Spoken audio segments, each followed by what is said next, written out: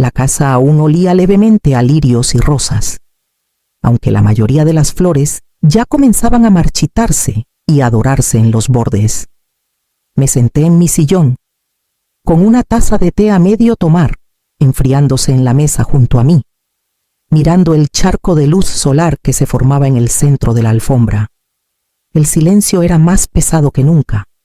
Isidro siempre lo llenaba con su voz, su música, incluso con el simple sonido de sus pasos. Ahora no había nada.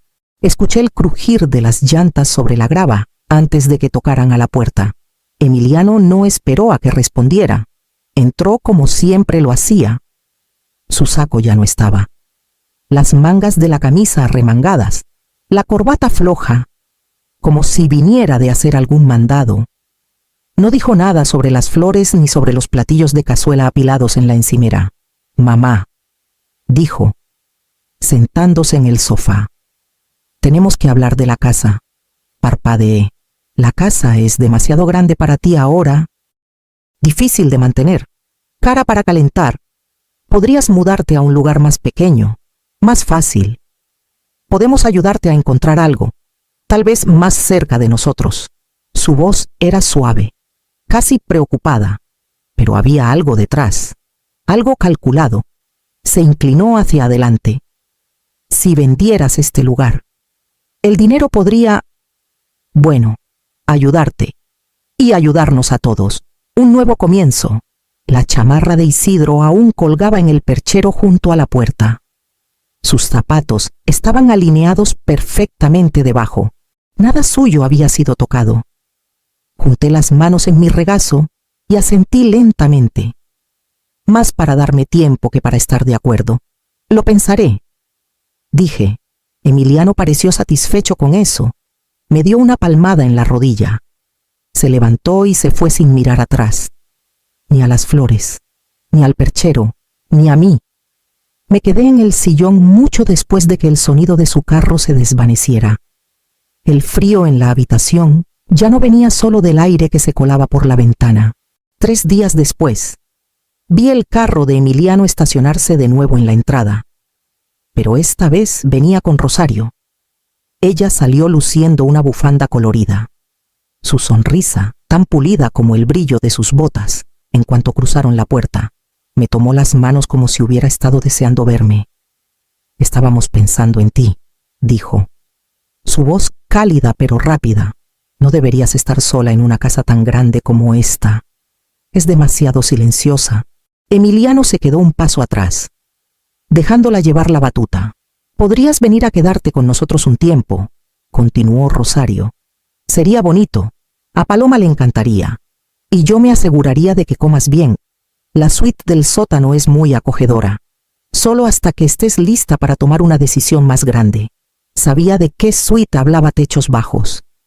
Una ventana angosta y aire húmedo que se pegaba a la piel en invierno. Acogedora no era la palabra. Les agradecí, manteniendo un tono tranquilo, y dije que prefería mi propio espacio. Su sonrisa no titubeó, pero se movió en su asiento, cruzando las piernas con una gracia calculada. «Claro. Pero, ¿sabes? El mercado está muy bueno ahora.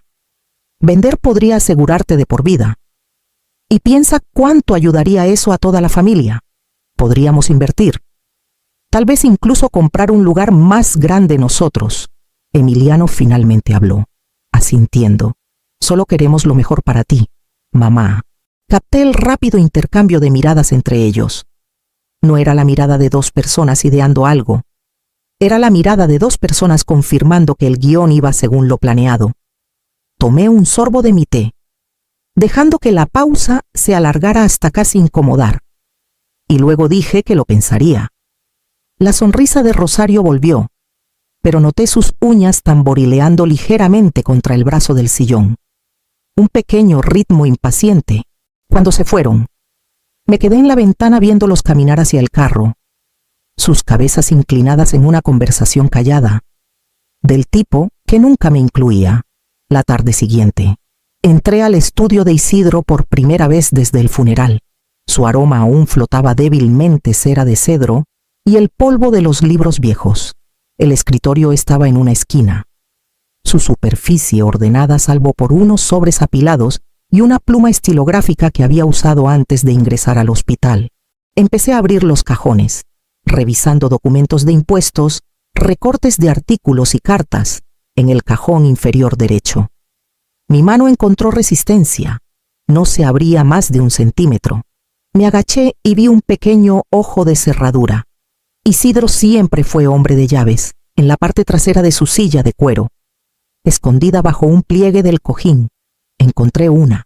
La cerradura se abrió con un sonido pesado. Dentro había una sola carpeta azul claro. En la portada, con su letra cuidadosa solo para Florencia, llevé la carpeta al escritorio. Mi pulso acelerándose. Dentro. La primera hoja era una escritura de propiedad frente al mar. Puerto Vallarta, Jalisco. El nombre del propietario Isidro Vargas. La siguiente hoja. Un estado de cuenta bancaria con poco más de 2 millones de pesos en una cuenta de la que nunca había oído, al fondo de la pila. Una hoja de papel doblada. Sabrás cuándo usar esto. No confíes en nadie que te presione para irte. La tinta estaba ligeramente corrida en una esquina. Como si hubiera dudado a mitad de pensamiento. Debajo de la nota había 2 tarjetas de presentación Julián Cuevas, abogado, y Marisol Bravo, cuidadora de propiedades. Me recargué en la silla, mirando la carpeta, la casa en la playa, el dinero. Las instrucciones discretas no eran solo provisiones, eran un mapa. Isidro había construido una salida para mí, no por paranoia, sino por una comprensión clara del mundo y tal vez de las personas más cercanas a mí. Mis dedos trazaron las letras grabadas en la tarjeta de Julián. Isidro sabía algo que yo aún no me había permitido admitir. Guardé la carpeta de nuevo. Cerré el cajón con llave y me quedé con la llave en el bolsillo. A la mañana siguiente, marqué el número de la tarjeta de Marisol Bravo. Su voz era directa pero amable. El tono de alguien que ha cuidado propiedades más tiempo del que muchos las conservan. Cuando me presenté, hubo una pequeña pausa. Luego dijo: «El señor Vargas me dijo que podrías llamar algún día. La casa está en buen estado, abastecida, limpia, lista cuando quieras». Le agradecí, mi mano apretando el auricular. Sentí como si Isidro hubiera extendido la mano a través del tiempo para abrirme una puerta. Esa tarde, me reuní con Julián Cuevas en su tranquila oficina en el centro de Guadalajara. Era más joven de lo que esperaba, con ojos agudos pero serenos, y una manera de explicar las cosas que hacía que incluso el lenguaje legal sonara como sentido común. «La propiedad en Puerto Vallarta y esta cuenta», dijo, tocando el estado de cuenta, «son solo tuyas, están protegidas, incluso en caso de disputas familiares. Tus hijos no pueden tocar estos activos». Sentí una extraña mezcla de alivio y culpa, aunque ninguna emoción superó la certeza profunda y tranquilizadora de estar a salvo. Julián se inclinó hacia adelante. «Si quieres, puedo poner ambos bajo un fideicomiso en tu nombre, sin registro público que despierte curiosidad».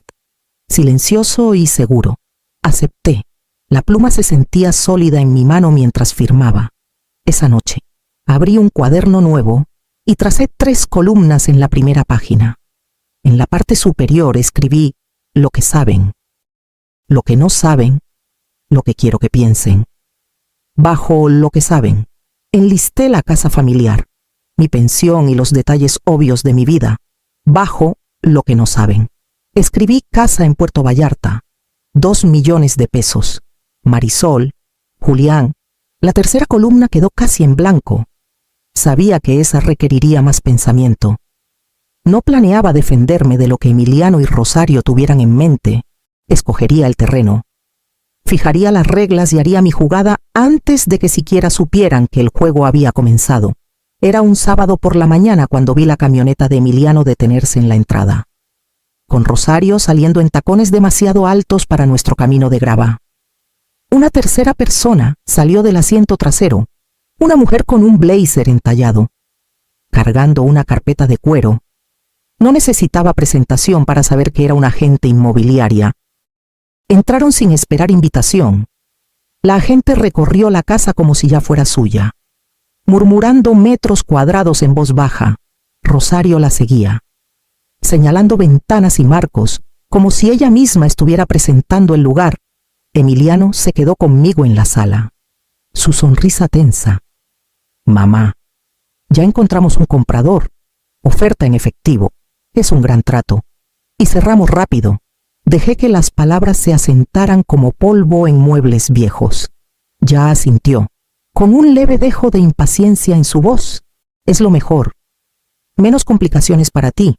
Empieza a empacar, la casa está vendida. Lo miré por un largo momento. Luego le devolví una sonrisa propia. Estaré lista, dije. Lo que no dije fue lista para qué, porque mi empaque no tenía nada que ver con su comprador. Esa noche, cuando la casa volvió a estar en silencio, abrí el closet del pasillo y saqué una pila de cajas vacías. Me moví despacio, con cuidado, envolviendo cada marco de foto en papel, apilando cartas en paquetes ordenados, la letra de Isidro en un sobre, el caracol que recogimos en nuestro viaje de aniversario a Cancún, el suéter que usaba en las noches frías junto a la chimenea. Con cada caja que llenaba, el espacio se sentía más ligero, no más vacío. No estaba empacando por pérdida, sino para el próximo lugar donde estas cosas pertenecerían. Dejé los muebles grandes sin tocar, el tipo de piezas que un comprador podría esperar que se quedaran con lo reemplazable. Yo llevaría solo lo que cargaba el peso de mi vida. A medianoche, el comedor albergaba un pequeño grupo de cajas selladas, listas para un camión rumbo a la costa de Jalisco. Puse la mesa con la vajilla buena, la misma que Isidro y yo usábamos para aniversarios y cenas de Navidad. El asado estaba en el horno, el pan enfriándose en la encimera, para cuando el carro de Emiliano se estacionó. La casa olía cálida y acogedora, del tipo de bienvenida que solía dar sin pensarlo. Paloma entró corriendo primero, toda brazos y piernas largas, con ojos brillantes, hablando sin parar de un proyecto de ciencias que acababa de terminar. La dejé hablar, haciéndole preguntas, riendo con sus descripciones. Su voz llenaba los espacios de la casa que habían estado demasiado silenciosos últimamente. Emiliano y Rosario se sentaron frente a mí. Su conversación medida, cortés. Ni una palabra sobre la venta, aunque capté la mirada de Emiliano deslizándose hacia las paredes del comedor, tal vez imaginándolas en posesión de alguien más. Serví vino. Pasé el pan y dejé que la noche se desarrollara como si fuera cualquier otra cena familiar. Por dentro, sabía que no lo era. Esto era mi adiós a la casa donde creí que la familia era algo sólido, y a la ilusión de que el amor solo podía mantenerla unida. Cuando los platos de postre estuvieron recogidos, me excusé a la cocina. Del cajón junto a la estufa saqué el sobre que había preparado. Dentro estaban las llaves de la casa, las que Isidro usaba todos los días. Lo coloqué de nuevo en el cajón, donde Emiliano lo vería pronto. Se fueron poco después de las 9. Abracé a Paloma con fuerza, respirando el aroma de su champú, y le dije que siguiera siendo curiosa. Rosario me dio una sonrisa que no llegó a sus ojos. Emiliano besó mi mejilla y dijo: «Nos vemos mañana». Vi su carro desaparecer por el camino, las luces traseras desvaneciéndose en la noche. La casa se sentía diferente, ahora no más vacía, sino ya perteneciendo a otro lugar. Los de la mudanza llegaron justo después del amanecer, su camión rugiendo suavemente en la entrada. Los elegí por su discreción y trabajaron con una eficiencia silenciosa, llevando cada caja del comedor al camión sin decir palabra. El aire estaba fresco y húmedo, del tipo de mañana que Isidro decía que era buena para nuevos comienzos. Recorrí cada habitación mientras trabajaban, tocando los bordes de los muebles que dejaría atrás. La casa parecería habitada para cualquiera que entrara. El sofá, la mesa del comedor, las camas, todo en su lugar, pero cada foto, Carta y pedazo de mi vida ya estaba sellado en esas cajas. A media mañana, las puertas del camión se cerraron con una solidez definitiva, y el conductor me dio un pequeño asentimiento antes de partir hacia Puerto Vallarta. Me quedé en el porche hasta que el sonido se desvaneció, la grava asentándose de nuevo en el silencio. Dentro, la cocina lucía igual que la noche anterior. En la encimera estaba el sobre sellado con las llaves, exactamente donde lo había dejado. Tomé una hoja de papel. Escribí con tinta firme: las cosas que son tuyas deben estar en tu casa. La doblé una vez, la deslicé bajo el sobre y coloqué ambos en el cajón superior de la cocina, con mi bolsa en la mano. Cerré la puerta con llave detrás de mí y caminé a la estación. El tren a la costa estaba casi vacío. Tomé un asiento junto a la ventana, la luz de la mañana destellando en el agua mientras las vías se curvaban hacia el sur. El alivio llegó primero, del tipo que llena tu pecho tanto que por fin puedes respirar de nuevo. Pero la pena también estaba ahí, persistiendo como la sombra de algo que aún no puedes nombrar. Presioné mi palma contra la ventana, viendo aparecer la costa en la distancia, sabiendo que para el anochecer estaría en un lugar completamente mío. 3 días después de que me fui, la venta de la casa se concretó. O eso creía Emiliano. Los papeles se firmaron, los apretones de manos se intercambiaron, y el comprador prometió que los fondos se liberarían en 24 horas. Él había presionado para cerrar rápido, convencido de que la velocidad significaba seguridad. Lo que no sabía era que la compañía de escrow a la que transfirió el dinero existía solo en papel. Para cuando pasaron las 48, System 8 horas sin depósito. Las líneas telefónicas estaban muertas. El sitio web estaba fuera de línea y el número del supuesto comprador sonaba en un buzón de voz vacío. Rosario se enteró antes de que Emiliano pudiera suavizar la historia. Me la imagino, con los brazos cruzados, su voz lo bastante filosa como para cortar tabla roca. Ni siquiera verificaste la licencia del escrow, solo les entregaste todo. Quise moverme rápido, debió haber dicho él. Pero la velocidad no fue un escudo, fue el arma que usaron contra él. Sus discusiones se desbordaron a la calle. Me contó un vecino después. Rosario lo acusó de arruinar su oportunidad de seguridad financiera.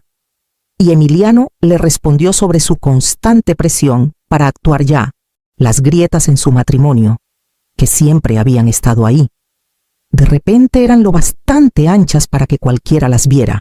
En los días siguientes, Emiliano llamó a bancos, abogados, incluso a la policía. Cada conversación terminaba igual, el rastro estaba frío. El dinero desaparecido.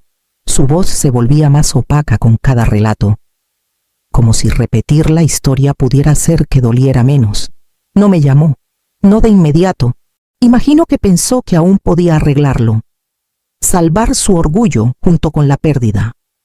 Pero la pérdida tiene una forma de dejar a las personas al desnudo, dejando solo lo esencial. Y el orgullo nunca es esencial. Cuando finalmente tomó el teléfono, días después, no fue para disculparse, fue para preguntar dónde estaba. El teléfono sonó justo después del atardecer, la luz afuera desvaneciéndose en ese silencio gris azulado. El nombre de Emiliano iluminó la pantalla. Lo dejé sonar 2 veces antes de contestar. «Hola, mamá», dijo, su tono en algún punto entre casual y cauteloso. «Solo llamo para ver cómo estás». «¿Cómo? Va todo, estoy bien», dije, manteniendo la voz tranquila, acomodándome. Hubo una pausa, luego un leve cambio en su voz. «Debe ser bonito, esa segunda casa». Las palabras pesaron más de lo que él quiso que sonaran. Había oído. ¿Cómo? No estaba segura. Tal vez rumores, tal vez un desliz de alguien que conocía los asuntos de Isidro mejor de lo que debía. Sí, dije simplemente, Isidro me la dejó, junto con los medios para mantenerla. Eso es lo que digo, insistió. Tienes opciones, mamá. Y estoy en un pequeño aprieto aquí. Lo interrumpí antes de que terminara. Emiliano, me dijiste que empezara a empacar. Solo empacé para la casa correcta, su respiración se detuvo. Un sonido agudo en mi oído. Entonces te fuiste con todo, ni siquiera pensaste en ayudarnos. Conservé lo que tu padre quiso que conservara, dije. Firme como piedra. Y no me disculparé por eso. Lo intentó de nuevo. Su voz tensándose.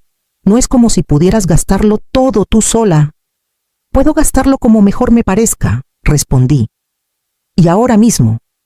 No veo razón para financiar tus errores. El silencio se alargó, frágil. Luego el clic de la llamada terminando. Dejé el teléfono.